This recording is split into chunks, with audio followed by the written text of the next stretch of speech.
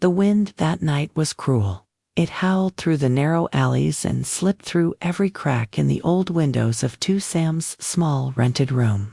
The temperature had dropped so suddenly that even the air she breathed felt like shards of ice cutting her lungs. She pulled the thin blanket tighter around her shoulders, but it was no use. The cold wasn't just in the room, it was inside her heart. It had been months since she last saw Ly. The last time they met, she had refused him, her words trembling as she said that love between the rich and the poor would never last. She could still see the pain in his eyes as he walked away, his breath turning to mist in the winter air.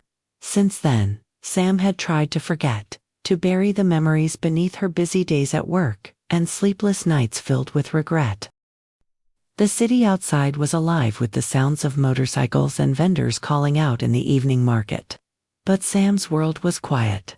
She sat by the window, watching her breath form tiny clouds against the glass. Her old coat, the one she had worn for years, hung on the wall, its seams torn, its color faded. She wanted to buy a new one, but her salary barely covered rent and food. Every time she looked at it, she was reminded of how fragile her life had become. That night, the power went out.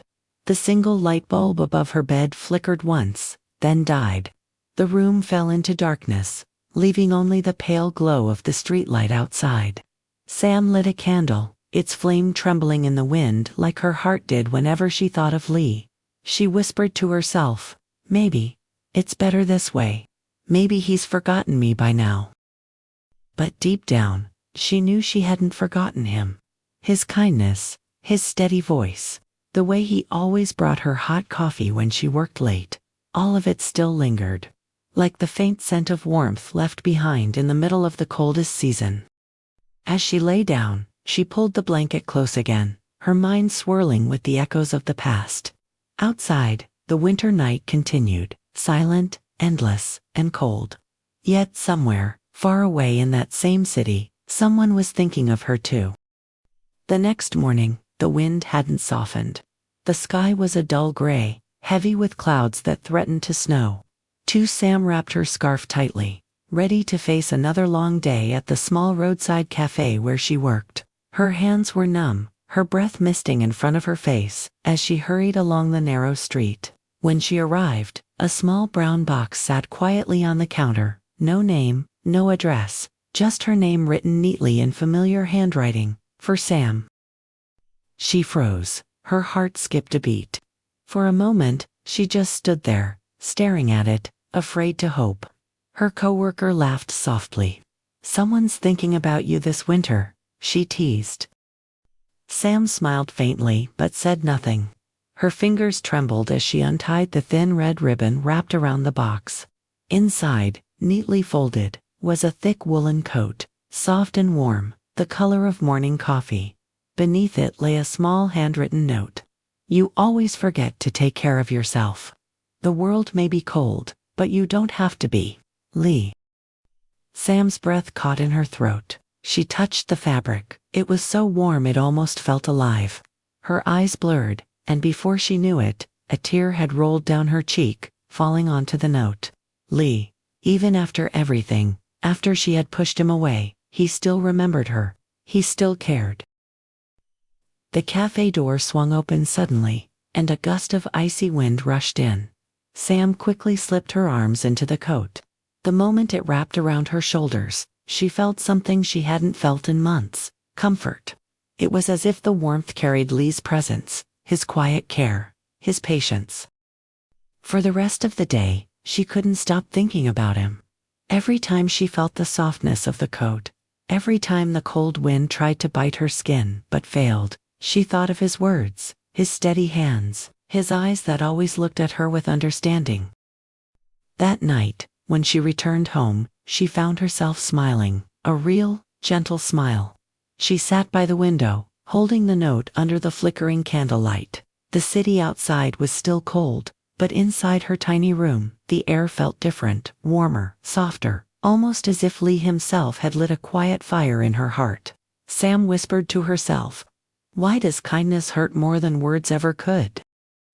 And in that fragile moment, She realized no matter how much she tried to hide from love, it had found its way back to her, wrapped in the warmth of a simple winter coat.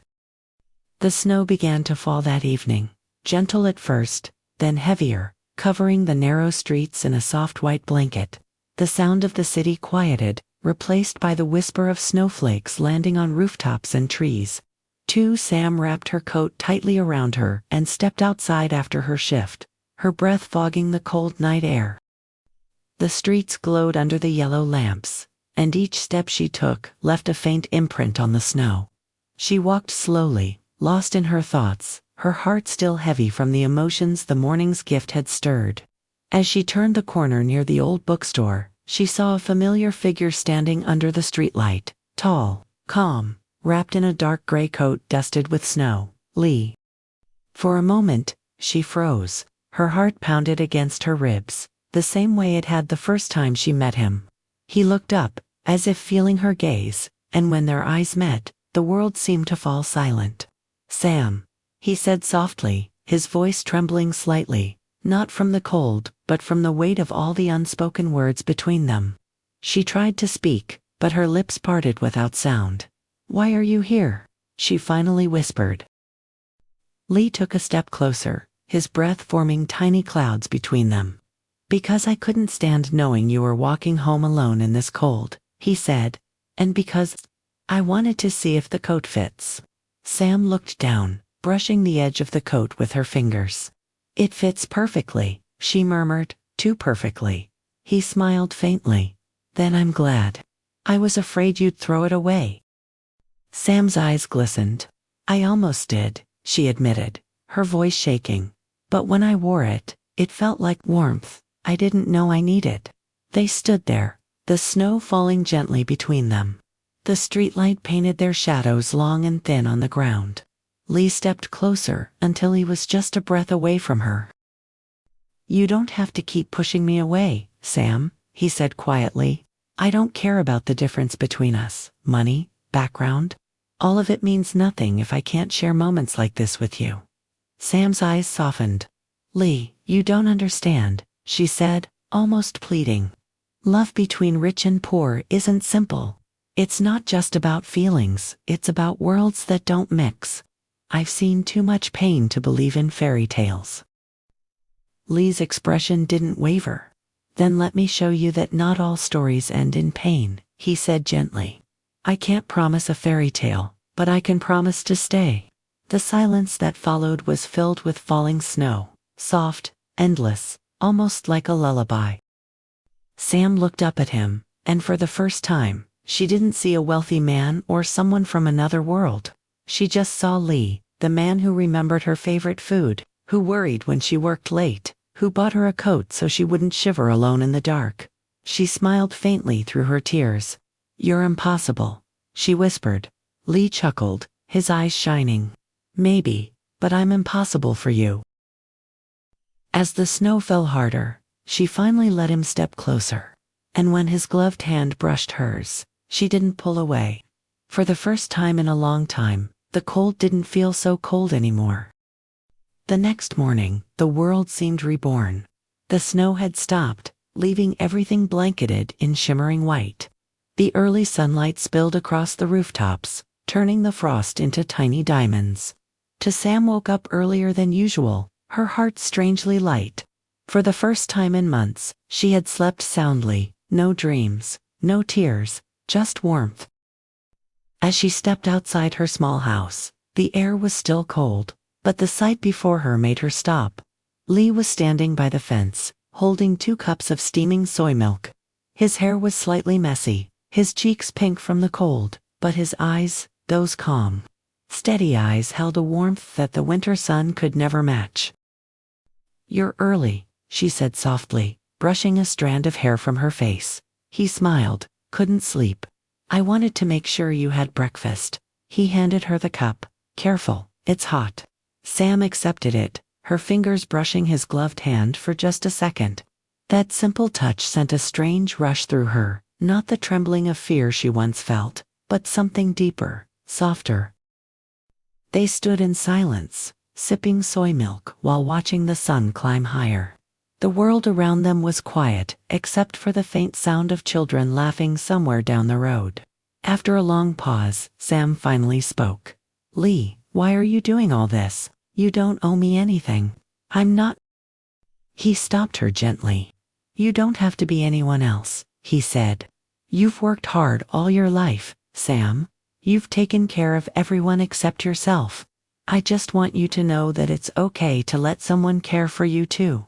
His voice was steady, but his eyes carried something deeper, sincerity, and the kind of patience that didn't demand anything in return.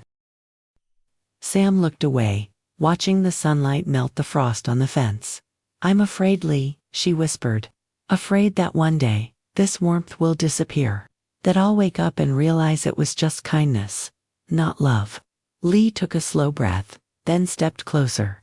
"Then let me prove you wrong, not with words, but with time."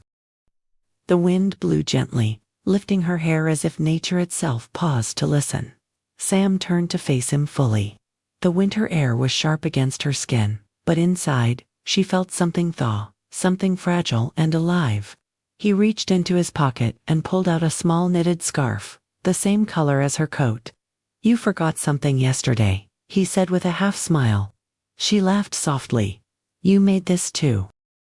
He nodded. "I wanted to make sure you stay warm, even when I'm not around." Sam's eyes softened. She took the scarf, wrapped it around her neck, and for a long moment, simply looked at him, the man who never stopped showing up, no matter how cold the world became. The snow beneath their feet crunched as Ly stepped closer. He didn't say anything more. He didn't need to. In that quiet morning, surrounded by the remnants of winter, Sam finally stopped fighting the feeling she had feared most, love. Not the kind that promised perfection, but the kind that stayed quietly, faithfully, through every storm. And as the sunlight grew brighter, Ly smiled, whispering almost to himself, "Maybe warmth isn't found in the fire. Maybe it's found in the people who never let you freeze." Sam looked up at him, and for the first time, she believed it. In the story of Ly and to Sam, we find that sometimes the smallest acts of care can leave the deepest mark on a heart that has long been cold. Life does not always give us grand gestures or perfect timing often. It gives us moments of quiet warmth, disguised as simple kindness. To Sam, a woman who once believed that love was too fragile to survive the harshness of life, learned that warmth does not come only from fire or sunlight, it comes from sincerity, from the quiet consistency of someone who stays. Ly never promised her the world. He only showed up, again and again, bringing small gifts and honest words, and that, more than anything, melted the ice around her heart. The lesson here is clear. True love is not about how much you give, but how deeply you care.